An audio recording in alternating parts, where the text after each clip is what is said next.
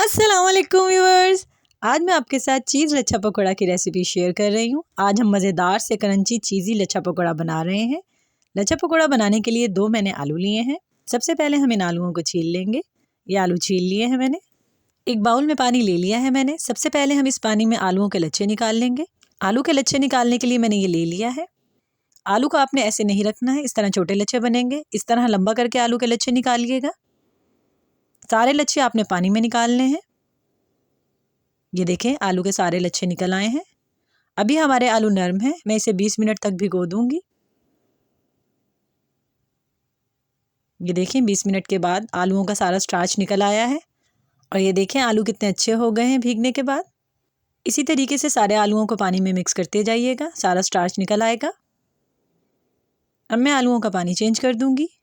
ये मैंने पानी चेंज कर दिया है। पानी चेंज करने के बाद आलूओं को दोबारा से पानी में मिक्स कर लीजिएगा। ये देखें, इसका स्टार्च निकल रहा है अभी भी। अब आपने आलूओं को उठाकर उन्हें अच्छी तरह से दबाकर सारा पानी निकाल लेना है। ज़रा प्रेशर से दबाइएगा, सारा पानी निकल आएगा। ये देखें, सारा पानी निकाल लिया है मैंने आलूओं का। अब हम इसमें मसाले ऐड करना शुरू करते हैं। 1/4 कप मैंने इसमें डाला है पुदीने का, जिसे बारीक बारीक काट लिया था मैंने।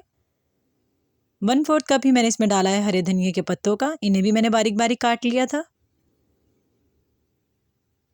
2 हरी मिर्चें मैंने इसमें डाल दी हैं, इन्हें भी मैंने बारीक बारीक काट लिया था। 1/4 टीस्पून मैंने डाला है इसमें पिसा हुआ लहसुन अदरक। 1/4 टीस्पून ही मैंने इसमें डाला है सुर्ख लाल मिर्च का। 1/4 टीस्पून डाला है मैंने इसमें नमक का। 3 चम्मच मैंने इसमें कॉर्नफ्लावर के डाले हैं और 1 चम्मच मैंने डाला है इसमें मैदे का। सारी चीज़ें पहले हम अच्छे तरीके से इसमें मिक्स कर लेंगे।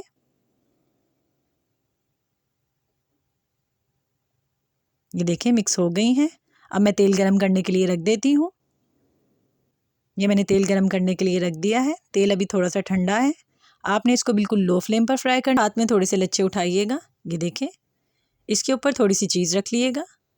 चीज़ को 10 मिनट पहले फ्रीज़र कर दिएगा, इसके बाद कद्दूकश करिएगा। ये थोड़ा सा और हाथ में उठाइएगा, ये इसके ऊपर रख दिएगा।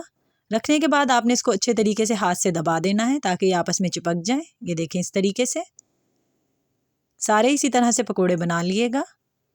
ये देखें, इस तरह से दबाकर इसे तेल में छोड़ दिएगा। रेसिपी अच्छी लगती है तो चैनल को सब्सक्राइब कर लिया करें, वीडियो को लाइक कर दिया करें और शेयर कर दिया करें।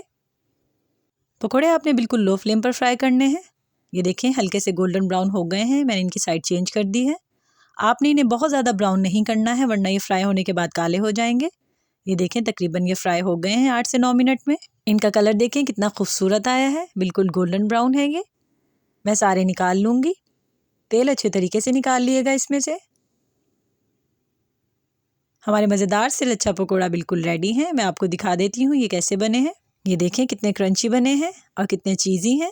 इस रेसिपी को घर पर ट्राई करिएगा और कमेंट करके बताइएगा कि ये रेसिपी आपको कैसी लगी।